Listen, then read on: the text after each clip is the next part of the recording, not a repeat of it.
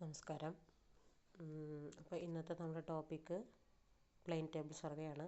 അപ്പോൾ കഴിഞ്ഞ 2 വീഡിയോയിലായിട്ട് നമ്മൾ ചെയിൻ സർവേയും കോമ്പസ് സർവേയുടെ തിയറിയും നമ്മൾ പറഞ്ഞു കഴിഞ്ഞു.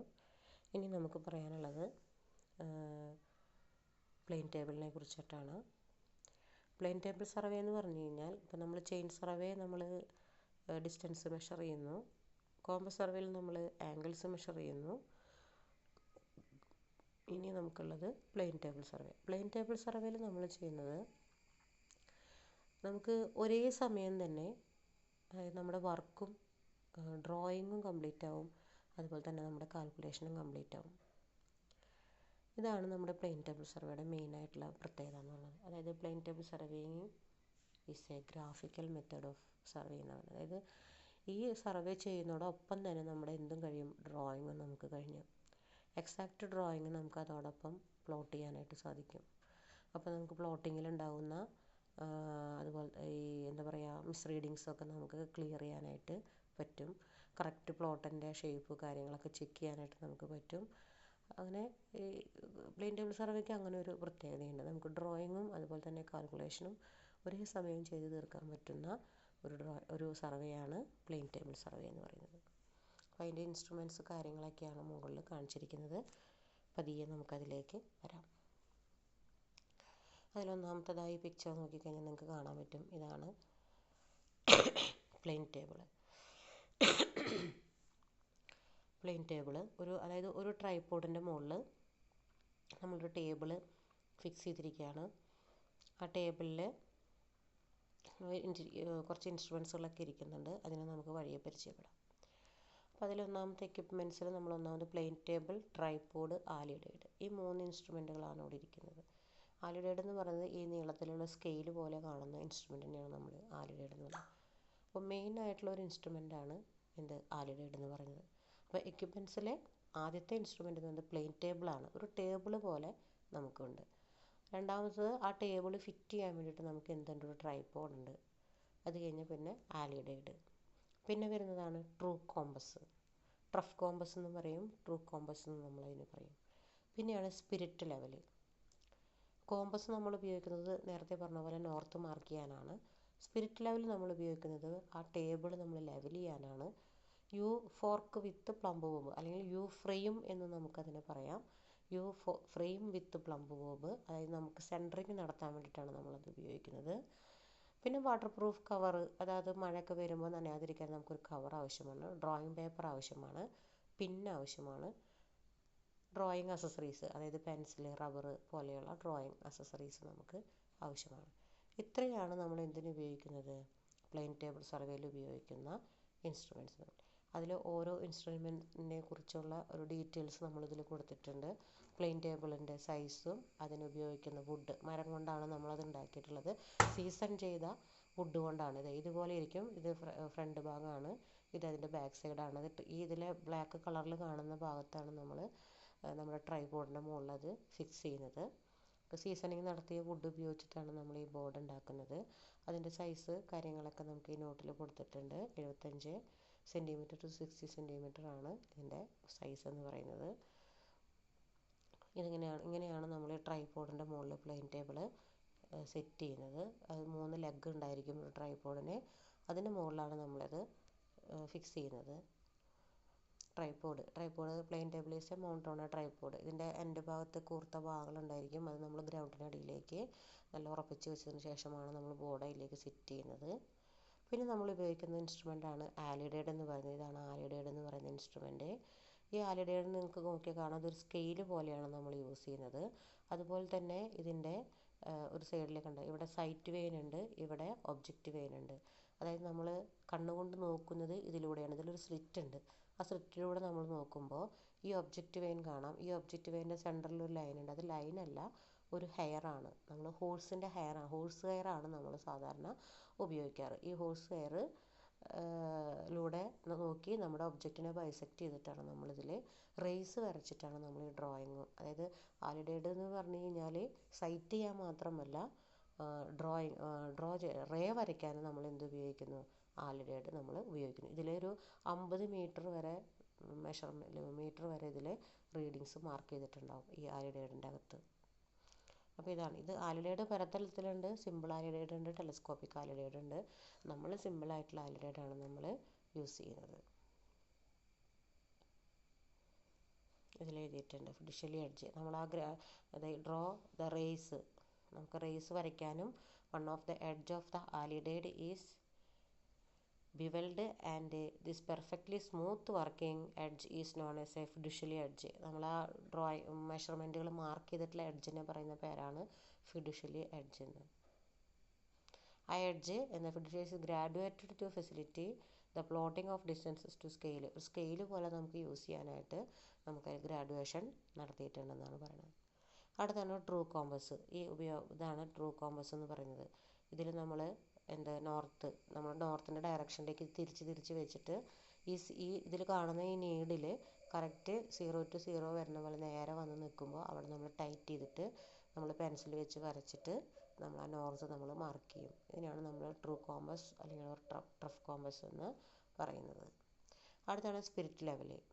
സ്പിരിറ്റ് ലെവലാണിത്. ഈ സ്പിരിറ്റ് ലെവൽ നമ്മൾ ബോർഡിൻ്റെ കോർണറുകളിൽ വെച്ചിട്ട് നമ്മളെ കോർണറുകൾ റൈറ്റ് ആംഗിൾ ആയിട്ടാണ് നമ്മൾ വെക്കുന്നത്. അങ്ങനെ വെച്ചിട്ട് നമ്മൾ അതിൻ്റെ ബബിള് ഇതിൽ കണ്ടോ, ഈ സ്പിരിറ്റ് ലെവലിലെ ബബിള് കാണുന്നുണ്ടോ? ഈ ബബിള് സെൻറ്ററിലാവുന്ന രീതിയിൽ നമ്മൾ ബോർഡിനെ ലെവൽ ചെയ്ത് അതിൻ്റെ 4 കോർണറിലും വെച്ച് നമ്മൾ ലെവൽ ചെയ്ത് ഈ ബബിള് സെൻറ്ററിലാക്കുന്ന പ്രോസസ്സിനെയാണ് നമ്മൾ എന്ത് പറയുന്നത്, ലെവലിങ്. ആ ലെവലിങ് നടത്താനായിട്ട് ഉപയോഗിക്കുന്ന ഇൻസ്ട്രുമെൻ്റ് ആണ് എന്ത്, സ്പിരിറ്റ് ലെവൽ. അടുത്താണ് U fork with plumb bob എന്ന് പറയുന്നത്. അതായത് U frame with plumb bob. കണ്ട, യു ഷേപ്പിലിരിക്കുന്നത് കൊണ്ടാണ് നമ്മളിതിനെ യു ഫ്രെയിം എന്ന് പറയുന്നത്. പ്ലംബ് ബോബ് അതിൻ്റെ മുകളിൽ തൂക്കിയിട്ടിട്ടുണ്ടായിരിക്കും. ഇത് നമ്മൾ സെൻറ്ററിങ് നടത്താൻ വേണ്ടിയിട്ട് ഉപയോഗിക്കുന്ന ഇൻസ്ട്രുമെൻ്റാണ് U frame with plumb bob. Centring നടത്തുക എന്ന് പറഞ്ഞു കഴിഞ്ഞാൽ ഗ്രൗണ്ടിലെ പോയിൻ്റ് ഷീറ്റിലേക്ക് കൊണ്ടുവരാനും ഷീറ്റിലെ പോയിൻ്റ് ഗ്രൗണ്ടിലേക്ക് കൊണ്ടുവരാനും നമ്മൾ എന്ത് ഉപയോഗിക്കും, U frame with plumb bob നമ്മൾ ഉപയോഗിക്കും. പിന്നെ ഇതിൻ്റെ അഡ്വാൻറ്റേജും ഡിസഡ്വാൻറ്റേജൊക്കെയാണ്. അതൊക്കെ ഒന്ന് ജസ്റ്റ് വായിച്ച് നോക്കുക എങ്ങനെയാണെന്നുള്ളത്.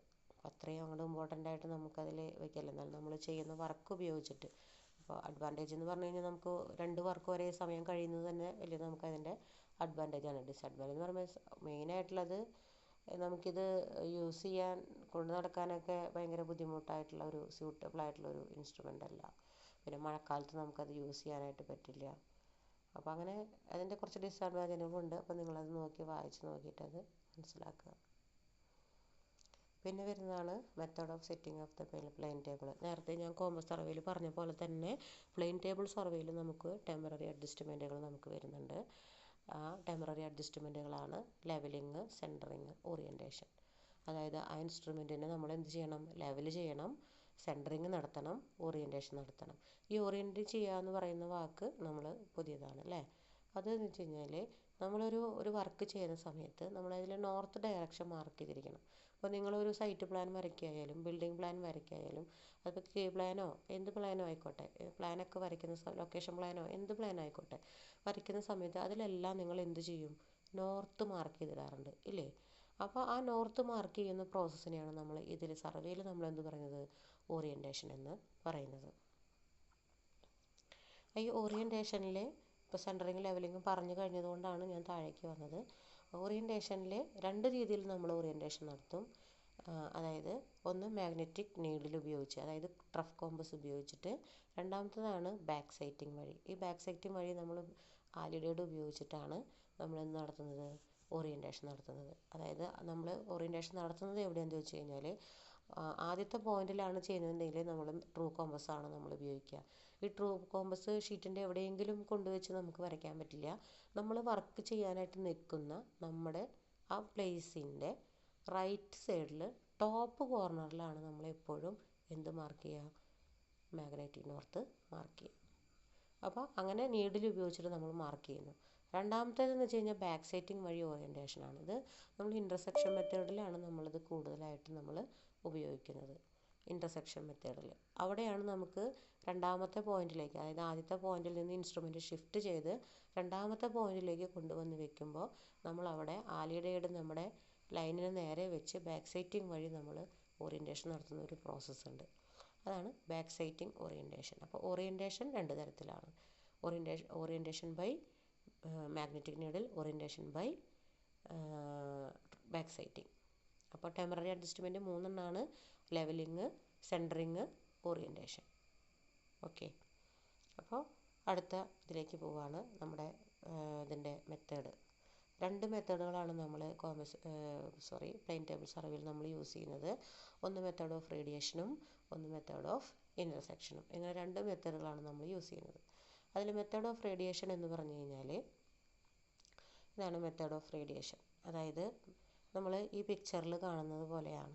അതാദ്യം ഇപ്പോൾ ഇതിൽ എ ബി സി ഡി എന്ന് പറയുന്ന 4 പോയിന്റുകൾ നമുക്ക് തന്നിട്ടുണ്ട് അല്ലേ. ഇത് എൻ്റെ ബൗണ്ടറിയുടെ പോയിന്റുകളാണ്, ബൗണ്ടറിയുടെ അതിരുകളാണ്. അപ്പോൾ ഞാൻ എന്ത് ചെയ്യാണ്, ഈ ഇതിൻ്റെ ഏകദേശം സെൻറ്ററിലായിട്ട് ഞാൻ എൻ്റെ ഈ നടുക്കിൽ കാണുന്ന ഇത് എൻ്റെ ബോർഡാണ്. ഞാൻ ഇൻസ്ട്രുമെൻറ്റ് ഫിക്സ് ചെയ്യുന്നു. ഇൻസ്ട്രുമെൻറ്റ് ഫിക്സ് ചെയ്തതിന് ശേഷം ആ പോയിന്റിൽ വെച്ചിട്ട് ഞാൻ എന്തൊക്കെ ചെയ്യുന്നു, എൻ്റെ ടെമ്പററി അഡ്ജസ്റ്റ്മെൻറ്റുകൾ ഞാൻ ചെയ്യുന്നു. അതായത് ലെവലിങ്ങും സെൻറ്ററിങ്ങും ഓറിയൻറ്റേഷനും. ഈ സെൻറ്ററിലെ പി എന്ന് പറയുന്ന പോയിന്റിൽ വെച്ചിട്ട് ഞാൻ അവിടെ ടെമ്പററി അഡ്ജസ്റ്റ്മെൻറ്റുകൾ ചെയ്യുന്നു. അതിനുശേഷം ഞാൻ എന്ത് ചെയ്യുന്നു, എൻ്റെ കയ്യിലിരിക്കുന്ന ഈ ടെമ്പററി അഡ്ജസ്റ്റ് എന്ന് പറയുമ്പോൾ ട്രൂ കോമ്പസ് ഉപയോഗിച്ച് നോർത്ത് മാർക്ക് ചെയ്യുക, സ്പിരിറ്റ് ലെവൽ ഉപയോഗിച്ചിട്ട് ലെവലിംഗ് നടത്തുക, യു ഫ്രെയിം വിത്ത് പ്ലംബ് ഉപയോഗിച്ചിട്ട് സെൻറ്ററിങ് നടത്തുക. ഈ 3 പ്രോസസ്സ് നമ്മളവിടെ ചെയ്യും. അതിനുശേഷം നമ്മൾ എന്ത് ചെയ്യാണ്, നമ്മുടെ ആലിഡേഡ് ഉപയോഗിച്ചിട്ട് എ ബി സി ഡി എന്ന് പറയുന്ന എൻ്റെ ഈ 4 പോയിന്റിലേക്ക് നോക്കി ഞാൻ ആലിഡേഡ് വെച്ച് സെറ്റ് ചെയ്ത് റേ വരയ്ക്കുകയാണ് ചെയ്യുന്നത്.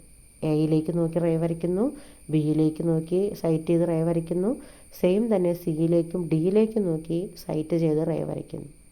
അതിനുശേഷം ടേപ്പ് ഉപയോഗിച്ച് നമ്മുടെ ഈ ഇൻസ്ട്രുമെൻ്റ് വെച്ചിരിക്കുന്ന സെൻറ്റർ പോയിൻ്റ് ഉണ്ടല്ലോ, ആ സെൻറ്റർ പോയിന്റിൽ നമ്മൾ പെഗ് വെച്ചിട്ടുണ്ടായിരിക്കും. ആ പെഗ്ഗിൽ നിന്ന്, ആ സെൻറ്ററിൽ നിന്ന് എയിലേക്കുള്ള ദൂരം അളന്നെടുക്കുന്നു. എന്നിട്ട് നമ്മൾ നമ്മുടെ ഈ ഷീറ്റിൽ, നമ്മൾ വരച്ച നമ്മുടെ ഷീറ്റിൽ നമ്മൾ മാർക്ക് ചെയ്യും. അതേപോലെ തന്നെ ഇൻസ്ട്രുമെൻ്റ് പോയിന്റിൽ നിന്ന് ബിയിലേക്കുള്ള ദൂരവും സിയിലേക്കുള്ള ദൂരവും ഡിയിലേക്കുള്ള ദൂരവും നമ്മൾ അളന്നെടുത്തിട്ട് അത് നമ്മുടെ ഷീറ്റിൽ നമ്മൾ ആ ദൂരം മാർക്ക് ചെയ്യും. എന്നിട്ട് അത് തമ്മിൽ ചേർത്ത് വരയ്ക്കും. ആ ചേർത്ത് വരച്ച് കഴിഞ്ഞാൽ നമ്മൾ ഈ പുറത്തേക്കുള്ള നമ്മുടെ പ്ലോട്ട് നമുക്ക് കൃത്യമായിട്ട് ഇതിൽ വരയ്ക്കാനായിട്ട് സാധിക്കും. അതിനുശേഷം ഇപ്പം നമുക്ക് ഇപ്പോൾ ഇതിൽ ഈ ചിത്രത്തിൽ കാണുന്ന പോലെ 4 ട്രയാങ്കിളായിട്ടാണ് നമുക്ക് കിട്ടുക. അപ്പോൾ ഈ 4 ട്രയാങ്കിളിൻ്റെ 3 വശങ്ങളും നമുക്ക് ഇതിൽ അളന്നെടുത്തിട്ട് എഴുതാൻ പറ്റും. അങ്ങനെയാണെങ്കിൽ നമുക്ക് root of s into s minus a into s minus b into s minus c എന്ന ഫോർമുല ഉപയോഗിച്ചിട്ട് നമുക്ക് ഓരോ ട്രയാങ്കിളിൻ്റെയും ഏരിയ കണ്ടെത്തി ഈ 4 ട്രയാങ്കിളിൻ്റെയും ഏരിയ, അതായത് എം സ്ക്വയറിൽ 4 കൂട്ടി നമുക്കതിനെ സെൻറ്റിലേക്ക് കൺവേർട്ട് ചെയ്യാവുന്നതാണ്. ഇതാണ് നമ്മൾ റേഡിയേഷൻ മെത്തേഡ്. റേഡിയേഷൻ മെത്തേഡ് എന്ന് പറഞ്ഞു കഴിഞ്ഞാൽ അത് ഉപയോഗിക്കുന്നത് എന്തിനാണ്, ഏരിയ കാൽക്കുലേഷന് വേണ്ടിയിട്ടാണ് നമ്മൾ ഉപയോഗിക്കുന്നത്. ഓക്കെ, അടുത്തതാണ് intersection method, method of intersection. ആ മെത്തേഡ് ഓഫ് ഇൻ്റർസെക്ഷൻ എന്ന് പറഞ്ഞാൽ ഈ പിക്ചറിൽ കാണുന്നത് പോലെയാണ്. അപ്പോൾ റേഡിയേഷൻ മെത്തേഡ് നമ്മൾ എന്തിനാണ് ഉപയോഗിച്ചത്, ഏരിയ കാൽക്കുലേഷന് വേണ്ടിയാണെങ്കിൽ ഇൻ്റർസെക്ഷൻ മെത്തേഡ് നമ്മൾ ഉപയോഗിക്കുന്നത് ഒരു ലൈനിൻ്റെ ലെങ്ത്ത്, ഇന്നാക്സസിബിൾ ആയിട്ടുള്ള ഒരു ലൈനിൻ്റെ ലെങ്ത്ത് മെഷർ ചെയ്യാൻ വേണ്ടിയിട്ടാണ്. അപ്പോൾ നമുക്ക് ഇന്നാക്സസിബിൾ ആയിട്ടുള്ള ഒരു ലൈനുണ്ട്, അവിടെ ആ ലൈനിൻ്റെ ലെങ്ത്ത് നമുക്ക് അറിയണം. സാഹചര്യം എന്തോ ആയിക്കോട്ടെ, സിറ്റുവേഷൻ എന്തോ ആയിക്കോട്ടെ, നമുക്കതിൻ്റെ മെഷർമെൻ്റ് അറിയണം. പക്ഷെ നമുക്കത് അവിടെ പോയിട്ട് അളന്നെടുക്കാനായിട്ട് പറ്റില്ല. അപ്പോൾ നമുക്ക് കൺവീനിയൻ്റ് ആയിട്ടുള്ള ഒരു സ്ഥലത്ത് നിന്നുകൊണ്ട് നമുക്ക് ആ ഡിസ്റ്റൻസ് മെഷർ ചെയ്യണം. അപ്പോൾ അതിന് വേണ്ടി നമ്മൾ എന്ത് ചെയ്യും, ആദ്യം നമുക്ക് ഏത് പോയിൻ്റല്ല, ഏത് ലൈനാണോ നമുക്ക് ഡിസ്റ്റൻസ് കണ്ടുപിടിക്കേണ്ടത് അതിന് പാരലായിട്ട് നമ്മൾ എന്ത് ചെയ്യും, വേറൊരു ബേസ് ലൈൻ നമ്മളിടും.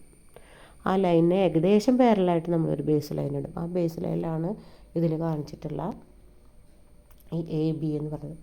ഇതിൽ പ്രത്യേകത എന്താണെന്ന് വെച്ചാൽ നമ്മൾ പ്ലെയിൻ ടേബിൾ സർവേയിൽ ഷീറ്റിൽ മാർക്ക് ചെയ്യാനായിട്ട് ഉപയോഗിക്കുമ്പോൾ നമ്മൾ സ്മോൾ ലെറ്ററാണ് നമ്മൾ ഉപയോഗിക്കുക, ക്യാപിറ്റൽ ലെറ്റർ ഉപയോഗിക്കാറില്ല. ഷീറ്റിൽ മെൻഷൻ ചെയ്യുമ്പോൾ എപ്പോഴും സ്മോൾ ലെറ്ററാണ് നമ്മൾ യൂസ് ചെയ്യുക. അപ്പോൾ നമ്മൾ എ എന്ന് പറയുന്ന പോയിന്റിൽ നിന്നിട്ട് നമ്മൾ എവിടേക്ക് നോക്കി, പി എന്ന് പറയുന്ന പോയിന്റിലേക്ക് നോക്കി. ഇതിലൊരു ഒറ്റ പോയിന്റ് ഇതിൽ കൊടുത്തിട്ടുള്ളൂ കേട്ടോ. ഇതിൽ ഡിസ്റ്റൻസ് ഒന്നും കൊടുത്തിട്ടില്ല, ഒറ്റ പോയിൻ്റേ കൊടുത്തിട്ടുള്ളൂ. ആ പോയിന്റിനെ മെഷർ ചെയ്യാനാണ്. അപ്പോൾ എ എന്ന് പറയുന്ന പോയിന്റിലേക്ക് നോക്കി. അതിന് ശേഷം ഇപ്പോൾ ഇവിടെ ഞാൻ പറഞ്ഞൊരു ബേസ് ലൈൻ, നമ്മൾ ആദ്യം തന്നെ ഒരു ബേസ് ലൈൻ ഇടും. നമുക്ക് എവിടെയാണോ ഇവിടെ നിൽക്കേണ്ടതെന്ന് വെച്ചെങ്കിൽ ആ ബേസ് ലൈനിൽ എ ബി എന്ന് പറയുന്നതാണ് ആ ബേസ് ലൈൻ. അത് ഓൾറെഡി നമ്മൾ എന്ത് ചെയ്യണം, എയിലാണ് ഇൻസ്ട്രുമെൻറ്റ് സെറ്റ് ചെയ്ത് ടെമ്പററി അഡ്ജസ്റ്റ്മെൻ്റൊക്കെ നടത്തി നമ്മൾ ബിയിലേക്ക് നോക്കിയിട്ട് റേ വരച്ചത്.